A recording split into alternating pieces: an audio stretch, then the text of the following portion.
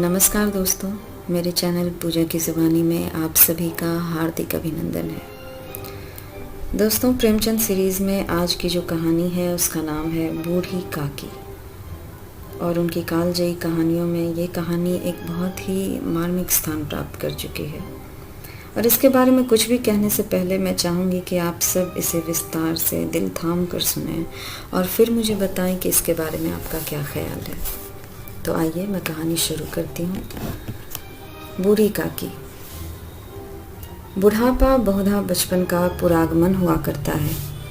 बूढ़ी काकी में जिह्वा स्वाद के सिवा और कोई चेष्टा न थी और न अपने कष्टों की ओर आकर्षित करने का रोने के अतिरिक्त कोई दूसरा सहारा ही। समस्त इंद्रियां, नेत्र, हाथ और पैर जवाब दे चुके थे। पृथ्वी पर पड़ी रहती है और घर वाले कोई बात उनकी इच्छा के प्रतिकूल करते या भोजन का समय टल जाता या उसका परिमाण पूर्ण न होता अथवा बाजार से कोई वस्तु आती और ना मिलती तो ये रोने लगती थी। उनका रोना सिसकना साधारण रोना न था। वे गला फाड़ फाड़ कर रोया करती थी। उनके पतिदेव को स्वर्ग सिधारे कालांतर हो चुका था। बेटे तरुण होकर चल बसे थे।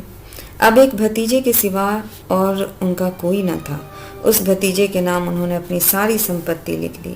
भतीजे ने सारी संपत्ति लिखाते समय तो खूब लंबे चौड़े वादे किए थे, किंतु वे सब केवल कुली डिपो के दलालों के दिए हुए सब्ज बाग थे। यद्यपि उस संपत्ति की वार्षिक आय 150-200 रुपये से कम न थी, तथापि बूढ़ी काकी को पेट भर भोजन भी कठिनाई से मिलता था। इसमें उसके भतीजे पंडित बुद्धिराम का अपराध व अथवा उनकी अर्धांगिनी श्रीमती रूपा का इसका निर्णय करना सहज नहीं था कि दोनों में से दोषी कौन थे। बुद्धिराम स्वभाव के सज्जन थे, किंतु उसी समय तक जबकि उनके कोष पर कोई आँच न आए। रूपा स्वभाव से तीव्र थी पर ईश्वर से काफी डरती थी, अतः बूढ़ी काकी को उसकी तीव्रता उतनी न खलती थी जितनी बुद्धिराम की भलमनसाहत। बुद्धिराम को कभी कभी अपने अत्याचार का खेद भी होता था। विचारते कि इसी संपत्ति के कारण मैं इस समय भला मानुष बना बैठा हूँ। यदि मौखिक आश्वासन और सूखी सहानुभूति से स्थिति में सुधार हो सकता, उन्हें कदाचित कोई आपत्ति ही न होती, परंतु विशेष व्यय का भय उनकी सुचेष्टा को दबाए रखता था। यहाँ तक कि यदि द्वार पर कोई भला आदमी बैठा होता और बूढ़ी काकी उस समय अपना राग अलापने लगती तो वह आग हो जाते थे और घर में आकर उन्हें बहुत डांटते थे। लड़कों को बुढ़ों से स्वाभाविक विद्वेष होता ही है और फिर जब माता पिता का यह रंग देखते हैं तो वे और भी आगे बढ़ने लगते हैं। इसीलिए वे बूढ़ी काकी को भी बहुत सताया करते थे। कोई चुटकी काट कर भागता, कोई इन पर पानी की कुल्ली कर देता। काकी चीख मार कर रोती, परंतु यह बात प्रसिद्ध थी कि वह केवल खाने के लिए रोती हैं, अतः उनके संताप और आर्तनाद पर कोई ध्यान ही न देता था। हाँ, काकी क्रोधातुर होकर बच्चों को गालियां देने लगती तो रूपा घटनास्थल पर पहुंचती। इस भय से काकी अपनी जीवा कृपाण कर कदाचित ही प्रयोग करती थी। यद्यपि उपद्रव शांति का यह उपाय रोने से कहीं अधिक उपयुक्त था।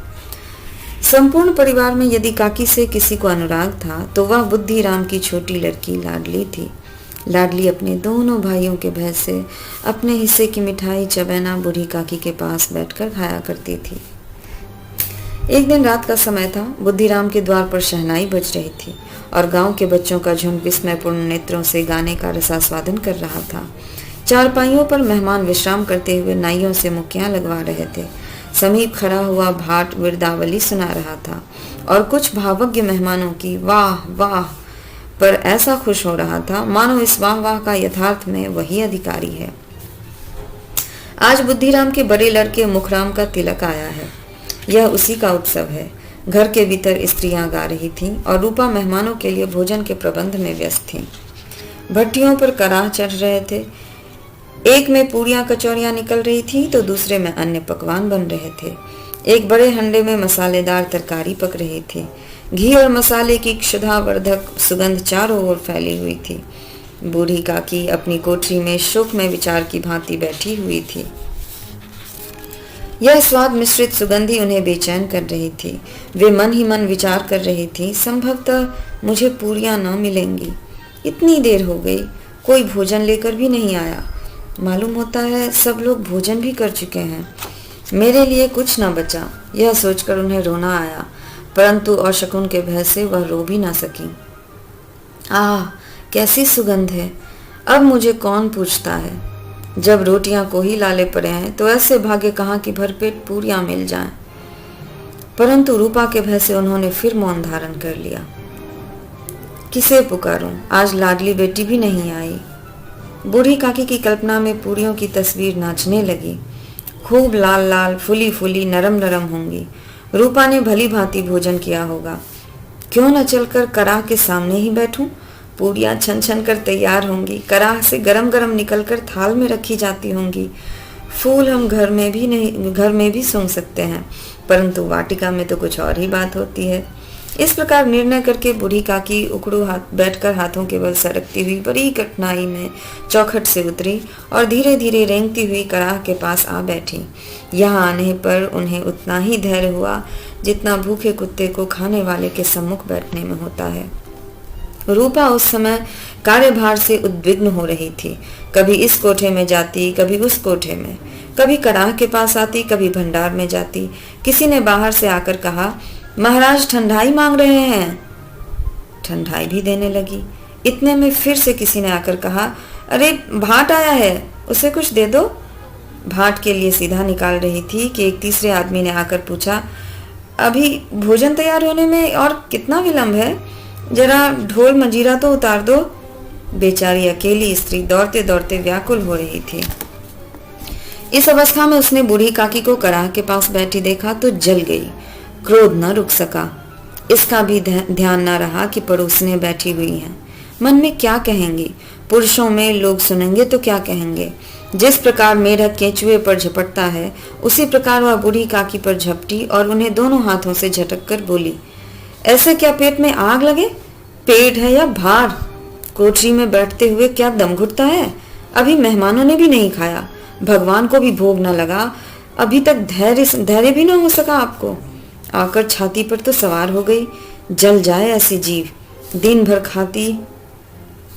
खाती ना होती, ना जाने किसकी हांडी में मुंह डालती है। भला चाहती हो तो जाकर कोठरी में बैठ जाओ। जब घर के लोग खाने लगेंगे तब तुम्हें भी मिलेगा। तुम कोई देवी नहीं हो कि चाहे किसी के मुंह में पानी ना जाए, परंतु तुम्हारी पूजा पहले ही हो जाए।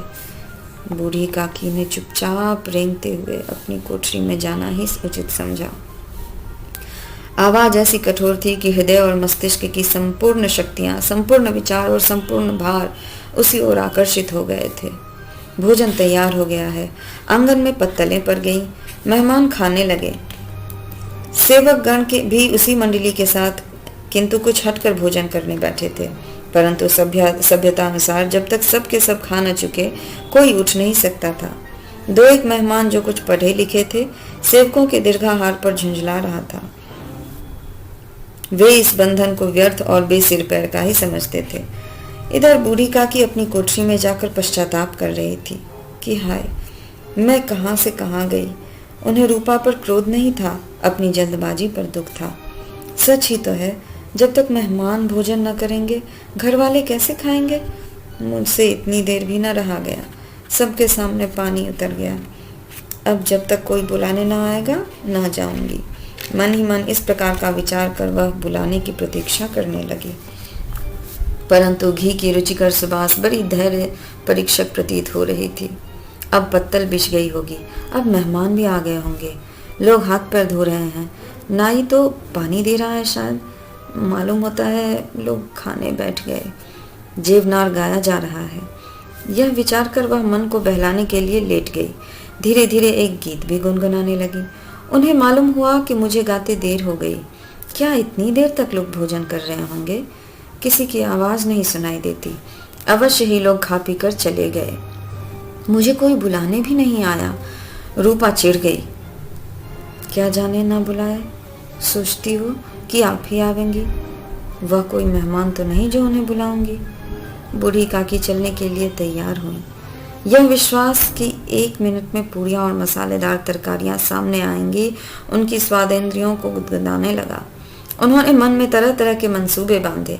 पहले तरकारी से पूरियां खाऊंगी, फिर दही और शक्कर से, कचौरियाँ रायते के साथ मज़ेदार मालूम होंगी। चाहे कोई बुरा माने, चाहे कोई भला, मैं तो मांग मांग कर खाऊंगी। यही न कहेंगे कि इन्हें विचार नहीं। कहा करे, इतने दिन के बाद पूड़ियाँ मिल रही हैं तो मुंह जूठा करके थोड़े ही उठ जाऊंगी। वह उकड़ू बैठकर हाथों के बल सरकती हुई आंगन में आ गई। परंतु हाय दुर्भाग्य, अभिलाषा ने अपने पुराने स्वभाव के अनुसार समय की मिथ्या कल्पना की थी। मेहमान मंडली अभी बैठी हुई थी। कोई खाकर उंगलियां चाटता था, कोई तिरछे नेत्रों से देखता था कि कहीं लोग और भी खा रहे हैं या नहीं। बूढ़ी काकी रेंगती हुई उनके बीच में आ पहुंची। कई आदमी चौंक कर उठ खड़े हुए, पुकारने लगे, अरे यह बुढ़िया कौन है? यह कहाँ से आ गई? देखो किसी को छू न दे। पंडित बुद्धिराम काकी को देखते ही क्रोध से तिलमिला गए। पूड़ियों का थाल लिए खड़े थे। थाल को जमीन पर पटक दिया और जिस प्रकार निर्दयी महाजन अपने किसी बेईमान और भगोड़े कर्जदार को देखते ही झपट कर उसका डेटुआ पकड़ लेता है, उसी तरह लपक कर उन्होंने काकी के दोनों हाथ पकड़े और घसीटते हुए लाकर उन्हें अंधेरी कोठरी में धम से पटक दिया।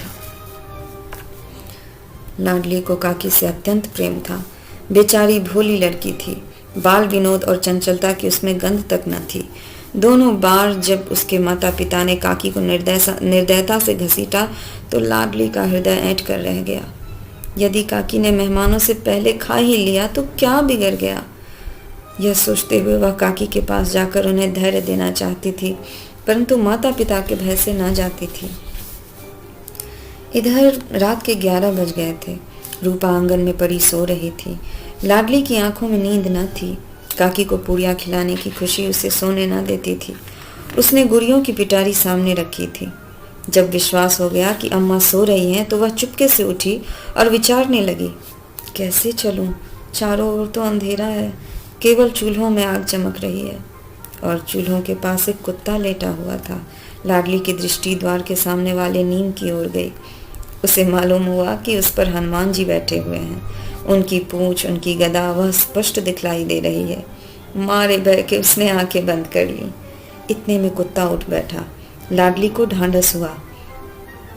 कई सोए हुए मनुष्यों के बदले एक भागता हुआ कुत्ता उसके लिए अधिक धैर्य का कारण हुआ।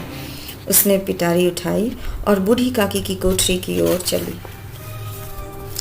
जब से सचेत हुई थी तब से बूढ़ी काकी को किसी की जरा भी आहट न मिली थी। समझी कि सब लोग खा पीकर सो गए थे और उनके साथ उनकी तकदीर भी सो गई थी। किसी ने मेरी सुध न ली। क्या मेरा पेट काटने से धन जुड़ जाएगा? इन लोगों को इतनी भी दया नहीं आती कि ना जाने बुढ़िया कब मर जाए। यह विचार कर काकी निराशामय संतोष के साथ लेट गई। सहसा उनके कानों में आवाज आई, काकी उठो, मैं पूड़ियाँ लाई हूँ। काकी ने लाडली की बोली पहचानी। चटपट उठ बैठी। दोनों हाथों से लाडली को टटोला और उसे गोद में बिठा लिया। लाडली ने पूड़ियाँ निकाल कर दी। काकी ने पूछा, क्या तुम्हारी अम्मा ने दी है? लाडली ने कहा, नहीं, यह मेरे हिस्से की है। काकी पूड़ियों पर टूट पड़ी। 5 मिनट में पिटारी खाली हो गई। लाडली ने पूछा, काकी पेट भर गया ना? जैसी थोड़ी सी वर्षा ठंडक के साथ स्थान पर और भी गर्मी पैदा कर देती है, उस भांति इन थोड़ी पूरियों ने काकी की क्षुधा और इच्छा को और भी उत्तेजित कर दिया था। बोली, नहीं बेटी, जाकर अम्मा से और मांग लाओ। लाडली ने कहा, अम्मा तो सोती हैं, जाऊंगी ना तो मारेंगी।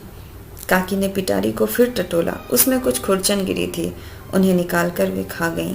बार बार ओंठ चाटती थी, चटकारे भरती थी। हृदय महसूस रहा था कि और पूड़ियाँ कैसे खाऊं। लाडली उनका अभिप्राय समझ न सकी। तभी उन्होंने लाडली से कहा, मेरा हाथ पकड़कर मुझे वहां ले चलो जहां मेहमानों ने बैठकर भोजन किया है। उसने काकी का हाथ पकड़ा और ले जाकर जूठे पत्तलों के पास बिठा दिया। दीन, क्षुधातुर, हत ज्ञान बुढ़िया पत्तलों से पूरियों के टुकड़े चुन चुन कर भक्षण करने लगी। ओह, दही कितना स्वादिष्ट था, कचौड़ियाँ कितनी सलोनी, खस्ता कितने सुकोमल। काकी बुद्धिहीन होते हुए भी इतना जानती थी कि मैं वह काम कर रही हूँ जो मुझे कदापि न करना चाहिए। मैं दूसरों की जूठी पत्तल चाट रही हूँ। परंतु बुढ़ापा तृष्णा रोग का अंतिम समय है, जब संपूर्ण इच्छाएं एक ही केंद्र पर आ लगती हैं। बूढ़ी काकी में यह केंद्र उनकी स्वादेंद्रिया थी। ठीक उसी समय रूपा की आंखें खुली। उसे मालूम हुआ कि लाडली मेरे पास नहीं है। वह चौंकी, चारपाई के इधर उधर ताकने लगी कि कहीं नीचे तो नहीं गिर पड़ी। उसे वहां न पाकर वह उठी तो क्या देखती है कि लाडली जूठे पत्तलों के पास चुपचाप खड़ी है और बूढ़ी काकी पत्तलों पर से पूरियों के टुकड़े उठा उठा कर खा रही है। रूपा का हृदय सन्न हो गया। किसी गाय की गर्दन पर छुरी चलते देखकर जो अवस्था उसकी होती, वही उस समय हुई। एक ब्राह्मणी दूसरों की जूठी पत्तल टटोले, इससे अधिक शोक में दृश्य असंभव था। रूपा को क्रोध न आया। शोक के सम्मुख क्रोध कहाँ, करुणा और भय से उसकी आंखें भर आई। इस अधर्म के पाप का भागी कौन है? उसने सच्चे हृदय से गगन मंडल की ओर हाथ उठाकर कहा, हे परमात्मा, मेरे बच्चों पर दया करो। आज जो अधर्म मुझसे हुआ है उसका दंड मुझे मत दो, नहीं तो मेरा सत्यानाश हो जाएगा। रूपा को अपनी स्वार्थपरता और अन्याय इस प्रकार प्रत्यक्ष रूप में कभी न दिखने को मिला था। वह सोचने लगी, हाय कितनी निर्दय हूँ मैं, जिसकी संपत्ति से मुझे 200 रुपया वार्षिक आय हो रही है, उसकी यह दुर्गति, और आज मेरे कारण। हे दयामय, मुझसे बड़ी भारी चूक हुई है, मुझे क्षमा करो। आज मेरे बेटे का तिलक था, सैकड़ों मनुष्यों ने भोजन पाया, मैं उनके इशारों की दासी बनी रही, अपने नाम के लिए सैकड़ों रुपए व्यय कर दिए, परंतु जिसकी बदौलत हजारों रुपए खाए, उसे इस उत्सव में भी भरपेट भोजन न दे सकी। केवल इसी कारण तो वह वृद्धा असहाय है। रूपा ने दिया जलाया, अपने भंडार का द्वार खोला और एक थाली में संपूर्ण सामग्रियां सजा कर लिए हुए बूढ़ी काकी की ओर चल दी। आधी रात जा चुकी थी। आकाश पर तारों के थाल सजे हुए थे और उन पर बैठे हुए देवगण स्वर्गीय पदार्थ सजा रहे थे, परंतु उसमें किसी को वह परमानंद प्राप्त न हो सकता था जो इस वक्त बूढ़ी काकी को अपने सम्मुख थाल देखकर प्राप्त हुआ। रूपा ने कंठावरुद्ध स्वर में कहा, काकी उठो, भोजन कर लो, मुझसे आज बड़ी भूल हो गई काकी। उसका बुरा न मानना, परमात्मा से प्रार्थना करना कि वह मेरा अपराध क्षमा कर दे। भोले भाले बच्चों की भांति जो मिठाइयाँ पाकर मार और तिरस्कार सब भूल जाता है, बूढ़ी काकी वैसे ही सब भुलाकर बैठी हुई खाना खा रही थी।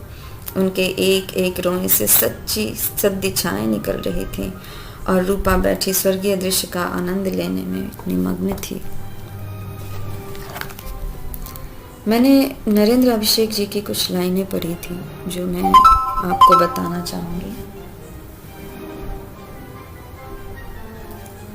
कि बुजुर्गों के दिल में दब कर रह जाते हैं कई किस्से। बुजुर्गों के दिल में दब कर रह जाते हैं कई किस्से, इस जमाने के एकाकीपन में आखिर कहे भी तो किससे। ये कहानी एक ऐसी कहानी है जिसके बाद मेरे पास कोई शब्द नहीं जिससे मैं इसके बारे में और भी चर्चा कर सकूं। दोस्तों, आपका इस कहानी के बारे में क्या ख्याल है, आप मुझे अपने कमेंट के ज़रिए ज़रूर बताएं। और अभी तक मेरे चैनल पर बने रहने के लिए आप सभी का दिल से आभार। जाने से पहले मेरे चैनल को लाइक कीजिए, ज़्यादा से ज़्यादा इसे शेयर करिए, सब्सक्राइब करिए और मुझे अपना संपूर्ण सहयोग दीजिए। आप सबका बहुत बहुत शुक्रिया, धन्यवाद।